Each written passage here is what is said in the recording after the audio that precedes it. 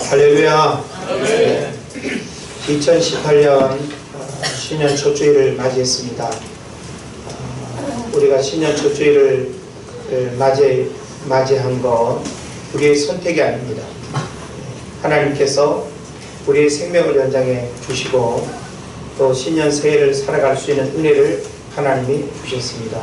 그런 면에서 우리는 아무 생각 없이 무의미하게 우리가 살아가는 것이 아니라 새해를 주신 하나님께 감사하면서 올 한 해 하나님이 나를 통해서 이루시고자 하시는 하나님의 뜻이 무엇인가 하는 그런 진지한 고민이 우리에게 있어야 될 줄로 믿습니다. 오늘 우리는 신년 감사주일로 예배하면서 1년 52주 가운데 첫 주일로 하나님을 예배하고 또 첫 시간을 하나님 앞에 드림으로 인해서 올 한 해가 하나님의 돌보심, 하나님의 간섭하심의 은혜 속에 살아가는 그런 복된 한 해가 되기를 소망하고 올 한 해 예배 중심의 삶, 또 교회 중심의 삶, 또 말씀 중심의 삶을 통해서 하나님께서 예비하신 은혜와 복을 누리는 여러분 되시기를 바랍니다. 요사이 감기 환자들이 많은 것 같습니다. 저도 콧물이 좀 나고 감기 증세가 있지만 약을 먹지 않고 이겨내려고 하기는 하는데 감기에 걸리면 많이 불편하죠. 목소리도 불편하고 또 입맛도 떨어지고 여러가지 일상에 불편함이 많을 텐데 여러분이 또 건강관리 잘 하셔서 올 한 해 또 힘있게 또 살아가는 그런 시간 되길 바랍니다. 요사이 뉴스를 보니까 겨울 가뭄이 심하다고 합니다. 겨울에도 적당하게 또 눈이 내리기도 하고 또 비도 내리기도 해야 되는데 겨울비도 적게 내리고 눈도 많이 오지 않아서 경상도 지역인가요? 어느 지역에는 식수에 어려움을 겪는 그런 지역이 늘어나고 있다는 뉴스를 접합니다. 강과 바다는 물이 충만해야 생명이 번성하고 주변에 옥토가 기름지고 사람들도 행복하게 살아갈 수 있습니다. 겨울 가뭄이 있다라고 하는 것은 봄 가뭄이 있을 수 있는 그런 예고라고 볼 수 있겠죠.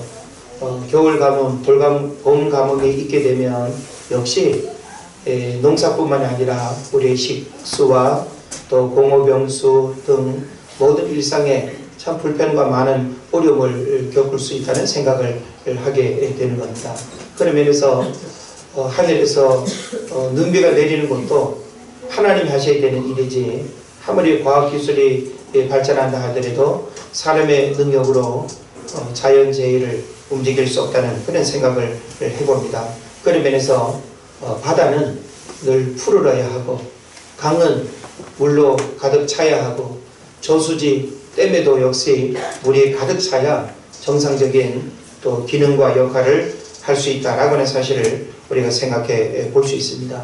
그런 면에서 강이 메말라져 가고 바다가 푸르름을 잃어버린다라고 하는 것은 그 생명이 사라지는 것과 같은 그런 의미가 되는 겁니다. 그런 면에서 저는 오늘 신년 감사주일로 예배하는 이 첫 주일에 복음은 생명의 강이라는 그런 제목으로 2018년 교회 표가 되기도 하면서 올 한 해 우리가 붙들고 씨름하고 기도해야 될 가장 중요한 신앙의 목표를 복음에 둔 것입니다. 그래서 복음은 생명의 강과 같아서 여기 표를 여러분 보시면 알겠지만 뭐라고 표가 되어 있죠?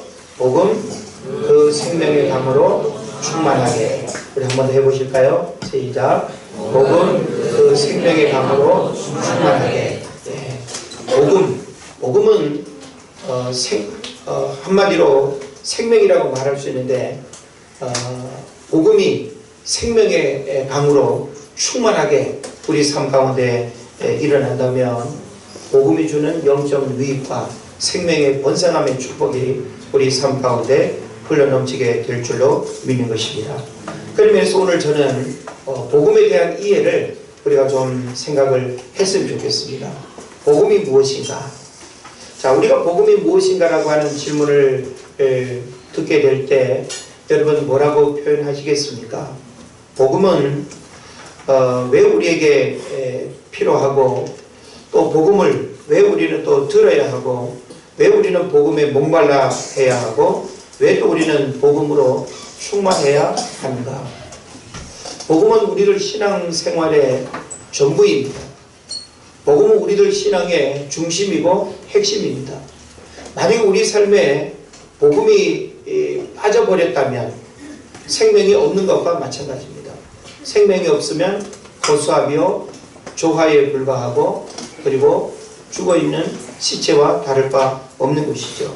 그런 면에서 저는 오늘 여러분이 복음에 대한 진지한 고민, 과연 나는 복음에 목말라 있는가?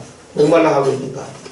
그리고 나는 복음으로 충만한 삶을 살아가고 있는가?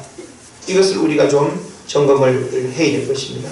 그래서 오늘날 많은 사람들이 성경책 한 권은 다 가지고 다니는데, 성경책 속에 담겨져 있는 복음의 진리와 가르침, 복음의 그 축복을 제대로 깨달아 알지 못하고 살아가는 경우들이 대단히 많이 있습니다.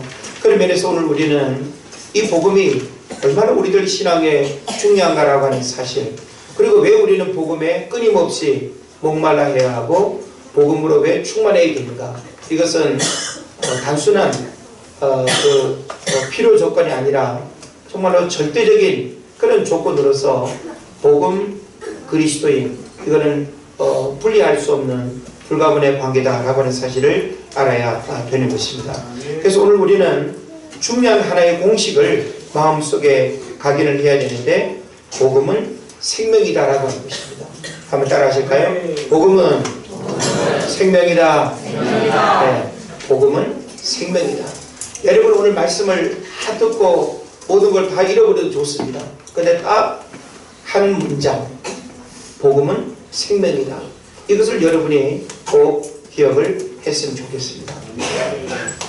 책 내려놓음의 저자인 이용규 선교사님이 지금은 인도네시아로 가서 국제학교를 세워서 가르치는 사역을 이제 하시는 분인데, 이분이 미국 하버드대를 나오고 모든 것들을 다 내려놓고 세상적으로 이렇게 자랑하고 사람들이 부러워하는 것들을 다 내려놓고 몽골 선교사로 가서 몽골 국제대학교를 세우고 또 사람을 세우는 그런 소중한 사역들을 했는데, 저는 이런 분들은 삶의 고민과 신앙의 회의와 부부간의 갈등과 이런 게 없을 걸로 생각했어요. 근데 최근에 나온 이분의 책을 읽어보니까 이분도 자녀가 지금 4명인데 몽골에서 이렇게 많은 자녀를 또 이렇게 낳고 가르침의 사역들을 하면서 사역 중심으로 이렇게 하다 보니까 부부간에 많은 갈등을 이렇게 겪으면서 이혼까지 생각을 할 정도로 아주 심각한 지경까지 경험을 했더라고요. 그래서 아주 심각한 내면의 갈등과 또 환경적인 어려움의 일들을 이렇게 겪으면서 우울증까지 찾아와가지고 참 무기력과 의욕 상실, 그리고 또 사역의 침체, 이런 것들을 경험하면서 많은 고민과 아픔을 겪었다고 합니다. 그래서 결국은 이분들이 이와 같은 문제들을 어떻게 극복했는가를 책에서 언급하고 있는데, 몽골의 그 복음 학교라고 하는 이제 기관을 통해서 관계를 회복하고 사역에 매진할 수 있었다라고 이야기를 하고 있습니다. 한마디로 고장난 인생, 상처받은 마음, 또 어떤 현실적인 갈등, 관계의 어려움, 이 모든 일들은 바로 복음을 통해서 회복하고 치유할 수 있다라고 하는 사실입니다. 그래서 우리가 복음이라고 하는 이것은 쉽게 말하면 하나님의 말씀이 복음이고 예수 그리스도가 바로 복음이 되는 것입니다. 그래서 복음은 한자어로는 복된 소리라고 하는 뜻이죠. 영어로는 굿뉴스, 기쁜 소식이기도 합니다. 뭐가 기쁜 소식이고 뭐가 복된 소리겠습니까? 하나님의 말씀이 복음이고, 그리고 예수 그리스도가 이 땅에 구원자로 오신 그 일이 바로 가장 기쁜 소식임을 믿어 의심치 않습니다. 복음에는 그래서 구원의 길이 있고 생명의 길이 있고 영원의 길이 있습니다. 그래서 우리가 복음을 읽고 복음을 듣고 복음을 묵상하게 되면 복음 안에는 바로 구원의 길이 있습니다. 그래서 바로 예수 그리스도께서 내가 길이요 진리요 생명이라고 했고, 예수 그리스도를 통하지 아니하고는 하나님께로 갈 자가 없다라고 하는 말씀을 우리에게 주고 있는 것이죠. 그래서 우리는 이 복음을 끊임없이 우리가 영의 양식으로도 공급받아야 되고, 삶의 에너지로도 공급받아야 되고, 가장 힘들고 어려울 때 복음을 통해서 힘을 얻고, 복음을 통해서 모든 문제들을 해결하고, 복음을 통해서 우리 내면의 상처와 아픔도 치유받는, 그래서 복음은 어떤 면에서는 만병통치약과 같이 복음만이 우리 인생의 전인격적인 모든 삶의 문제들을 해결해 줄 수 있는 유일한 통로가 된다라고 하는 사실입니다. 저는 여러분이 현실적으로 어떤 문제 가운데 있을지라도 복음 앞에 설 수 있다면, 복음이 주는 영적인 자유, 복음이 주는 영적인 만족함, 복음이 주는 영적인 그 기쁨, 이거는 다른 데서 우리가 얻을 수 없는 가장 큰 축복이 될 것입니다. 우리는 이번 한 주간 강화기도원 신년 집회를 다녀왔습니다. 우리가 매년 1월 첫 주, 8월 첫 주간 신년 집회, 여름 집회 다녀오는 시간들을 경험하는데, 참 이번 시간은 그 어느 해 그 어떤 강사님을 통해서 듣는 말씀보다 더 귀한 시간이 아니었을까. 저 개인적으로도 굉장히 축복된 시간이었습니다.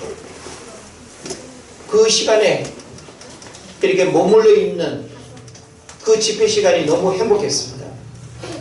저는 내면에 내려와 있는 이 시간이 허전할 정도로 그렇게 말씀을 듣고 그 복음의 큰 은혜들을 이렇게 느꼈던 그 시간이 너무 행복한 시간이었습니다. 아마 한 번, 두 번, 또 전 시간 이렇게 참석하신 분들이 계실 텐데, 우리는 기도 집회 이렇게 참석해서 참 그 말씀을 듣고 우리 내면을 들여다볼 수 있었고, 그 말씀을 통해서 내가 지금 걸어가고 있는 삶의 자리를 또 돌아볼 수 있는 것, 그리고 무엇이 문제인가를 살펴볼 수 있는 것, 그래서 정말 영적인 축복의 삶을 어떻게 살아갈 수 있는가를 말씀을 통해서 우리가 발견할 수 있는 것, 이거 얼마나 큰 축복인지 모릅니다. 그러면서 복음은 모든 인생의 답을 가지고 있습니다. 오늘 우리가 고민하는 모든 문제의 답, 복음 안에 있습니다. 하나님의 말씀 속에 바로 답이 있고, 예수 그리스도 안에 우리 인생의 모든 문제의 답이 있다라고 하는 사실이죠. 그래서 누구라도 복음을 벗어나서 예수 그리스도를 우리가 벗어나서 결코 우리 인생의 문제를 해결할 수 없다라고 하는 사실이죠. 이 세상에서 가장 중요한 것이 무엇일까요? 바로 생명입니다. 생명을 보고 느끼는 것은 행복이죠. 화초가 자라고 생명이 느껴지는 것은 즐거움입니다. 여기 선인장 작은 화분이 있는데, 우리 매주 이렇게 볼 때마다 여러분 뭔가가 느껴지시나요? 예? 연초록 이 싹들이 하나씩 꿈을 돋는, 이거 바로 생명을 의미하는 것이죠. 우리는 생명의 어떤 변화와 또 생명이 느껴지는 그것을 우리는 보면 굉장히 기쁜 마음을 갖습니다. 사람도 생명이 느껴지고 생명으로 충만할 때 우리는 가까이 가고 싶어요. 그런데 생명이 사라지고 생명이 없는 곳에는 시들시들해지고 거기에는 열매도 기대할 수 없기 때문에 생명을 우리가 경험한다라고 하는 것은 얼마나 큰 축복인지 모릅니다. 그러면서 무엇이 우리를 생명되게 하는가, 무엇이 우리를 생명으로 충만하게 하는가, 바로 복음이 우리를 생명으로 충만하게 한다라고 하는 사실이죠. 식물은 물을 먹으면 살아납니다. 곡식은 물과 영양분을 공급받으면 또 살아납니다. 그러나 사람은 물과 음식으로 살아나지 않습니다. 영적 존재이기 때문에 영이 죽으면 삶이 시들해집니다. 그래서 영은 말씀과 기도로 살아나고 건강함을 유지한다라고 하는 사실을 생각해 볼 수 있죠. 그래서 우리 영은 하나님의 말씀으로만 회복이 되는 거예요. 하나님의 말씀으로만 우리의 영이 살아나는 것입니다. 그리고 영으로 우리가 충만할 때 우리의 삶이 그야말로 살아있는 생명으로 충만한 삶이 가능한 거예요. 영적으로 내가 은혜가 떨어지고 하나님의 말씀이 내 안에 없고 하나님의 말씀을 읽는 것, 듣는 것, 묵상하는 것, 이런 일들에 대해서 소극적이고 갈급한 마음이 없으면 우리의 영혼은 금방 피폐해질 수밖에 없습니다. 본능적인 욕구만이 내 삶을 이끌어갈 수밖에 없는 것이죠. 그런 면에서 복음은 생명을 낳고 생명은 복음을 통해서만 생명이 가능하다라고 하는 사실. 그런 면에서 오늘 우리의 영적인 생명은 복음으로부터 온 것이고 이 생명을 우리가 이 땅에서 충만하게 유지하고 생명의 번성과 생명의 충만함을 우리가 경험하기 위해서는 바로 하나님의 말씀, 예수 그리스도와의 관계, 복음이라고 하는 이 소중한 그 관계를 결코 우리가 벗어날 수가 없다라고 하는 겁니다. 에스겔 37장을 보면 하나님의 말씀이 에스겔을 통해서 대언하여 선포되어질 때 그 에스겔 골짜기에 마른 뼈들이 살아나는 역사가 일어났습니다. 네. 그러니까 마른 뼈는 한마디로 생명이 없는 상태를 말하죠. 그러니까 전쟁에서 패한 수많은 그 군인들이 죽어서 뼈만 나뒹굴고 있는 에스겔 골짜기에 하나님께서 에스겔로 하여금 그 마른 뼈들을 향해서 하나님의 생명의 말씀을 대언하게 하는 것입니다. 마른 뼈들을 향해서 하나님의 말씀이 선포되어지고 대언되어질 때 그 뼈들이 서로 움직이면서 뼈와 뼈가 교합을 하고 살이 붙고 가죽이 붙고 힘줄이 생기고 그리고 나중에 일어나서 큰 군대를 이루는 이와 같은 역사들이 일어나는 것 우리가 보게 되는 것입니다. 그러니까 오늘날 우리가 마른 뼈같이 영적인 생명력을 잃어버린 그런 삶의 자리에 우리가 머물러 있다고 한다면 오늘 우리에게 필요한 것은 뭘까요? 하나님의 말씀을 듣는 것입니다. 저는 여러분들 스스로가 내가 영적으로 마른 뼈처럼 메말라져 있다. 영적인 생기를 잃어버렸다. 내 안에 영적인 생명이 사라졌다 라고 할 때 다시 살아날 수 있는 유일한 방법은 복음, 하나님의 말씀밖에 없는 것입니다. 문명의 역사는 강을 중심으로 번성했다라고 하는 사실을 여러분 아시죠? 나일강을 중심으로 이집트 문명이, 유프라테스, 티그리스 강을 중심으로 메소포타미아 문명이, 양제강을 중심으로 해서 황하 문명이, 갱지스 강을 중심으로 해서 인더스 문명이 발전했습니다. 에덴 동산도 우리가 창세기를 보게 되면 네 강을 중심으로 지상 낙원을 이루었다라고 하는 이제 말씀을 우리가 볼 수 있죠. 이렇게 모든 강은 생명을 품고 있고 생명이 있는 곳에는 문명의 역사가 일어나는. 오늘날 왜 우리의 삶이 영적인 문명의 역사가 일어나지 않는가? 우리 안에 흘러야 할 강이 메말라져 있고 가뭄, 이 겨울 가뭄처럼 하늘로부터 우리에게 부어져야 할 영적인 은혜의 소낙비가 내리지 않고 메말라져 있기 때문에 마음속에 강박함과 교만함과 죄의 본성은 가득 차요. 여유가 없고 너그러움이 없습니다. 우리는 하나님의 말씀이 복음으로 충만한, 그래서 생명이 내 안에 흘러넘치는 이런 삶을 살아야 된다라고 하는 것을 알아야 되는 것입니다. 예수님은 요한복음 6장에서 자신이 생명의 떡이라고 증거하고 있습니다. 요한복음 6장을 보면 그 앞부분에 500여의 기적에 대한 말씀이 나오거든요. 500여의 기적을 행한 후에 예수님께서 무엇을 말씀하시는가 하면 내가 생명의 떡이라는 거예요. 오병이어는 예수님의 그 위대한 기적을 자랑하듯이 드러내 보이기 위한 사건이 아니었습니다. 오병이의 기적은 믿음 없는 제자들의 그 믿음을 확인하고 보여주기 위한 하나의 사건이면서 많은 사람들이 배고프면 음식을 먹어야 하는 그 생명에 관계된 그 떡을 사모하지만 또 먹고 시간이 지나면 또 배고파하고 먹을 수밖에 없는 것처럼 주님은 생명의 떡으로 이 땅에 오셨다라고 하는 사실을 우리에게 증거하고 있습니다.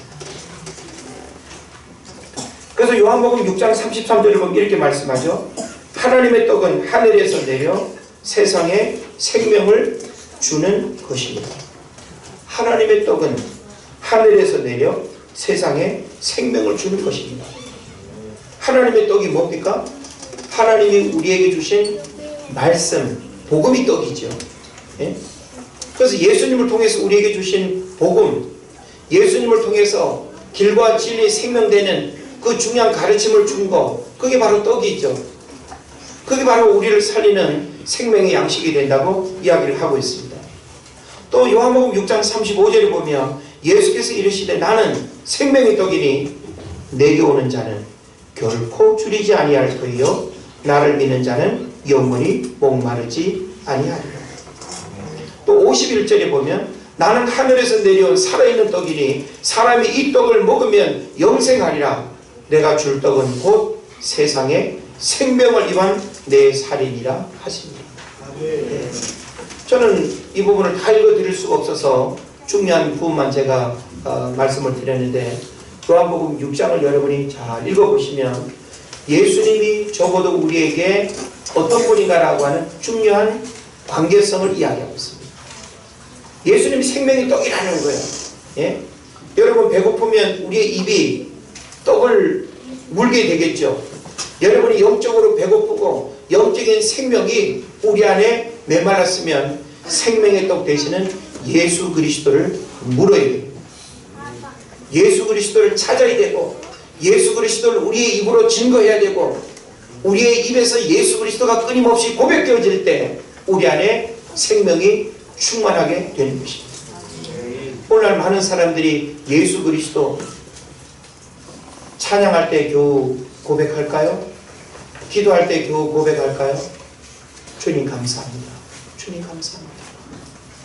우리는 우리 일상 속에서 끊임없이 내 삶에 일어나는 모든 일들을 다 주님으로부터 주어진 것임을 알고 그 주님께로 또 우리의 입술을 고백하는 이런 삶이 있어야 될 것입니다. 데살로니가전서 1장 5절에서는 이는 우리 복음이 말로만 너희에게 이른 것이 아니라 오직 능력과 성령과 큰 확신으로 된 것이니 우리가 너희 가운데서 너희를 위하여 어떠한 사람이 된 것은 너희 아는 바와 같으니라. 얘기는 그 뭔가 하면 복음은 단순한 지식이 아니라는 거예요. 복음은 생명의 능력, 살리는 능력, 고치는 능력. 여기 실전표에도 나와 있지만 세 가지가 뭐죠? 나를 살리는 복음. 이게 바로 복음이 가지고 있는 능력이라는 거예요. 나를 살린다는 거예요. 예? 여러분 지금 살아있다고 말할 수 있습니까? 육신의 생명이 지금 살아있다고 말할 수 있겠죠. 그죠? 죽었다면 아마 장례식장에 지금 있을 텐데 여러분이 지금 앉아있다라고 하는 이 사실은 육적으로 살아있는 거예요. 근데 우리 인간은 영적 존재예요. 영혼육이라고 하는 전이격적인 존재로 우리는 지음받았기 때문에 육의 음식만으로 살아있는 그 살아있음은 100%의 완전한 살아있음이 아닙니다. 우리의 영이 살아있어야 돼요. 우리는 우리들 스스로가 내가 지금 영적으로 어떤 상태인가라고 하는 사실을 정확하게 압니다. 사람들은 잘 모를 수 있어요. 내가 생명으로 충만한가? 내가 영적으로 살아있는가? 신음하고 있는가? 병들어 있는가? 비실거리고 있는가? 메말라져 있는가? 우리들 스스로가 잘 압니다.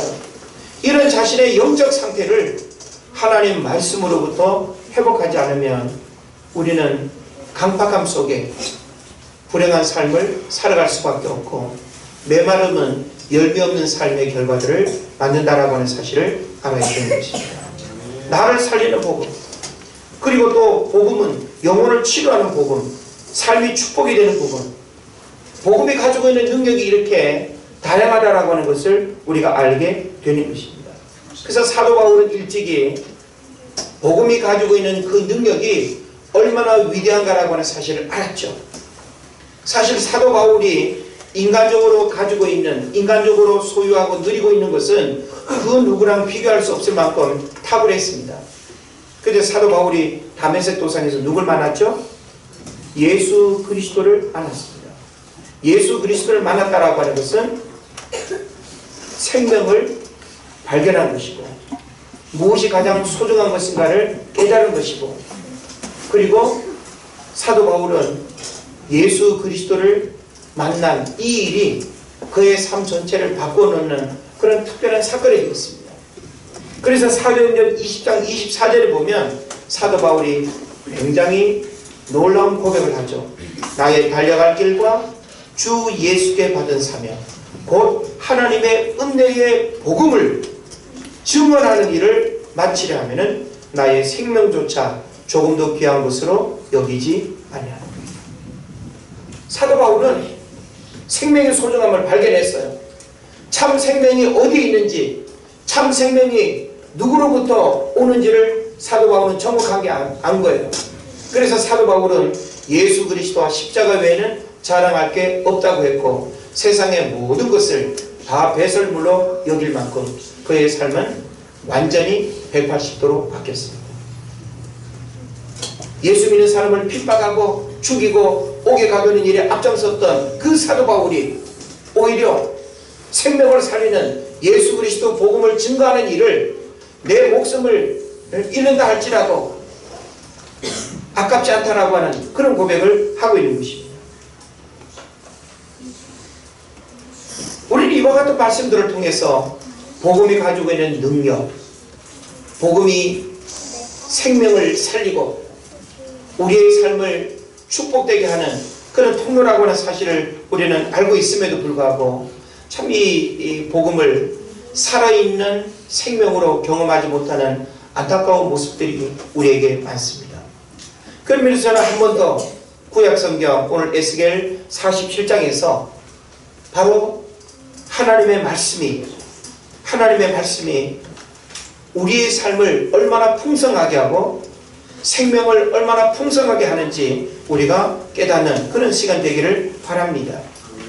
그래서 지금 이 에스겔서 47장 마지막 그 12절을 보게 되면 그 물이 성소를 통하여 나옴이라 그랬습니다. 그 물이 성소를 통해서 나온다라고 하는 것은 뭘 의미할까요? 여러분, 강단에서 여러분에게 뭐가 선포됩니까? 하나님의 말씀입니다.